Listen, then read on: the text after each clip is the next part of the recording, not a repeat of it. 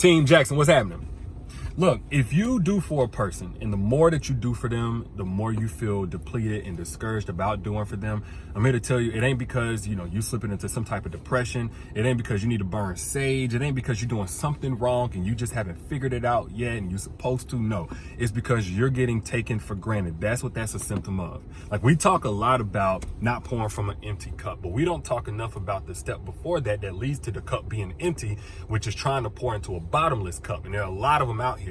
Case in point, this girl just hit me up, right? She was like, D, why is it that in every one of my relationships and all of my friendships, I've been a cheerful giver. I don't mind doing for folks. I don't ask for them to do for me in return. I don't throw it in their face later on. That's just who I am. But in this relationship, I'm 6 months in and I just don't feel the same about it no more. Granted, I still love this guy. He ain't a horrible guy. He don't disrespect me or abuse me or anything like that. Why is it that I just don't feel the same about doing for him? In fact, it kind of hurts the more that I do for him. So after some back and forth, I let her know sometimes it ain't so black and white as a guy that you're going to come home and catch cheating with your best friend or putting his hands on you or anything like that. But the end result is the same, especially if you're a giver, if you ignore your own needs. Because just because you ignoring your own needs doesn't mean your needs go away. So if they're not being met, the end result of you getting your heart broken is going to be the same. Instead of it happening all at one time, though, and some big blow up, it just happens day by day by day of you trying and failing at outgiving somebody's ungratefulness. That's something that nobody can do. Another thing that you can't do is overpower a person's mind. Like, the human mind is too powerful for us to fight against. Even the ungrateful person's mind. I probably lost some of y'all there, so let me explain.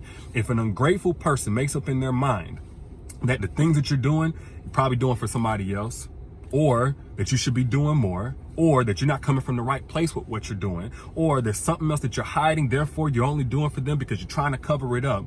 Even if there's no negative there, an ungrateful person's mind is powerful enough to make some shit completely up to justify how they're going to do you. The solution to that is not you giving more compliments, you going harder in how you love them, give them head, more sex, more submissiveness, more care, more questions about how their day is going, more gifts, more money. You don't need to be trying to just pile up love for somebody who is intentionally turning a blind eye to it. What you need to do is take all of that love and pile it up with somebody else who's piling it up too, so both of y'all can have overflow.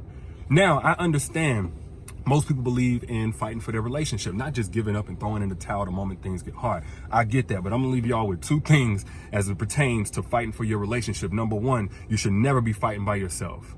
Number two, yes, fight for your relationship, but don't fight against a made-up version of you that doesn't reflect the real you, yet justifies your partner treating you like shit. So, y'all let me know what you think down in the comments. And if you want my book, don't forget your crown for 50% off. Now is the time to get it at the link in the caption. I'll holler at y'all later. Peace.